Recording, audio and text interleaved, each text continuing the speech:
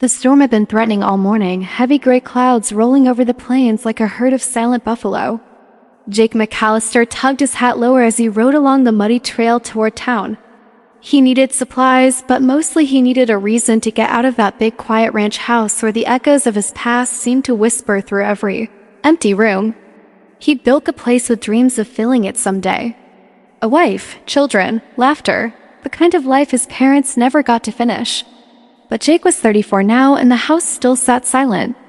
He rode into Dry Creek and noticed something strange right away. Folks who normally leaned on posts or wagged tongues in front of the general store now stood in a loose circle near the old church fence. They weren't talking. They weren't helping. They were staring. Jake followed their gaze and saw a woman sitting on the ground in the wet dirt. She held a small bundle close to her chest. Her dress was torn. Her shoes were nearly worn through. Mud streaked the hem. Her hair clung damply to her face. But her eyes were the thing that stopped him. Dark, hollow, exhausted. Eyes that looked like they'd seen too much. And no one was lifting a finger. Jake guided his horse forward until he stood between the woman and the gawking crowd. "What's going on here?" he asked, his voice low. A tall man with a clean vest and a dirtier conscience answered. "She showed up this morning. Says she needs help. Says she needs work. Folks ain't hiring strays." "Strays," Jake repeated, disgust rising up his throat. Another woman chimed in. "We don't know anything about her. And she has a child with her. She could be trouble." Jake ignored them and dismounted. He crouched beside the stranger. "You all right, ma'am?" Her lips trembled. "I'm fine," she whispered. "Just tired." He glanced at the bundle she held. A baby, maybe a year old. His tiny hand poked out, fingers curling into her dress as if clinging for safety. "What's your name?" Jake asked gently. "Lydia," she said. "Lydia Barnes. I came looking for work. I thought maybe I could clean rooms in town or cook for someone. I can do anything. I just needed someone to give us a chance."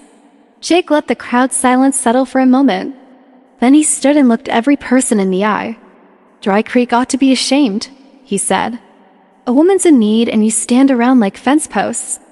A few people muttered, but no one disagreed. Jake turned back to Lydia. "Come on. You're coming with me." Her eyes widened. "Sir, I don't want to be a burden." "You won't be," he said. "My ranch has more empty space than it knows what to do with." "Jake," the tall man called. "You can't just take a stranger home." Jake tugged at his gloves. "Watch me." He lifted Lydia's small bundle of belongings into his saddlebag, then helped her mount behind him. She held her baby between them, small and fragile, as Jake kicked his horse into a slow trot and left Dry Creek behind. No one tried to stop him. Annette told him everything he needed to know about the town. The ride back took nearly an hour. Lydia barely spoke. She seemed afraid to ask questions, afraid to hope. Jake kept his voice soft whenever he checked on her, and each time she simply nodded. The baby slept the whole way. When they reached the ranch, Lydia looked around with disbelief. The house wasn't fancy, but it was solid and warm. The barn sat sturdy under an oak tree. Chickens scattered as Jake dismounted. The corral's gate swung lazily in the breeze. "This is big," Lydia whispered. "Too big for one person," Jake admitted. "Let me help you down." He lifted her gently, careful of the child. Once her feet touched the ground, she swayed, and he steadied her with a hand on her back. "Let's get you inside." He led her to the kitchen. The smell of wood and coffee lingered in the air. Lydia's eyes darted around as if she expected to be told to sit in a corner and stay out of the way. "You can sit anywhere you want," Jake said, pulling out a chair. "You're safe here." Her shoulders trembled. She sank into the chair and held her child closer. Jake rummaged through the pantry and set bread, canned stew, and warm milk on the table. Lydia watched him like she wasn't sure he was real. "You're welcome to stay," Jake said, "until you get back on your feet. Or longer if you want work. I could use help with cooking and cleaning, and you'll get paid for it." Her lips pressed tight as tears filled her eyes. "Sir, I don't know how to thank you." "You don't need to," he said. "Eat first. Talk later." She tried. She really did. But the first bite broke her. Tears streamed down her face as she chewed, clutching her baby with one arm and her dignity with the other. Jake pretended not to notice. Everyone deserved their dignity. Over the next few days, the house changed. Lydia cleaned the kitchen with a care Jake didn't know surfaces could have. She boiled laundry by the back porch and hummed to her baby, David. Her voice softened the sharp edges of the ranch. It gave the room something they hadn't had in years. Life. Jake found himself lingering in the kitchen more, offering to chop vegetables just to hear her talk. Lydia was quiet but warm, grateful but not broken. When she smiled, it was small, careful, like she was afraid it might be taken away. The baby grew attached to Jake, often reaching out for him with chubby hands. Jake had never held a child before David, but the baby seemed to trust him instantly. "You're good with him," Lydia said one afternoon as Jake bounced David gently while she hung laundry. "Never figured I would be," he said. "Kids need stability. Someone steady." "You're steady," she said softly. "And kinder than most men I've met." Jake cleared his throat and looked away, unexpected warmth spreading through his chest. Weeks passed. Then months. Lydia found her place in the ranch quicker than Jake expected. She patched his shirts, tended a small garden, and cooked meals that reminded him of childhood Sundays. At night, she'd sit by the fire with David sleeping on her lap while Jake read aloud from any book he could find. Those evenings became the best part of his day. People in town whispered. Some said he'd taken pity on a stranger. Others hinted at things far uglier. Jake ignored them. But one evening, Lydia approached him on the porch with a worried expression. "Maybe we shouldn't go into town together anymore," she said. "People are talking." "That's their business," Jake answered. "It becomes your business too," she said gently. "I don't want to bring you trouble." He leaned against the railing. "Lydia, if I cared what Dry Creek thought, I would have left you there in the mud."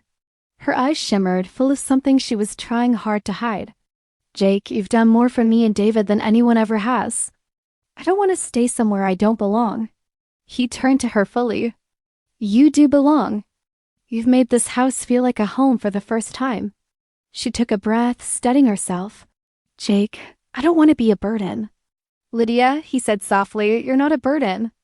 You're the biggest blessing that's walked onto this ranch." Her lips parted in surprise, but before she could speak, David let out a cry from inside the house. She excused herself and hurried in, leaving Jake staring after her, heart pounding in ways he hadn't expected. A few days later, trouble came. A man rode up to the ranch, tall and mean-eyed. Lydia froze the moment she saw him. "Tom," she whispered, voice tight. Jake stepped between them. "You know him?"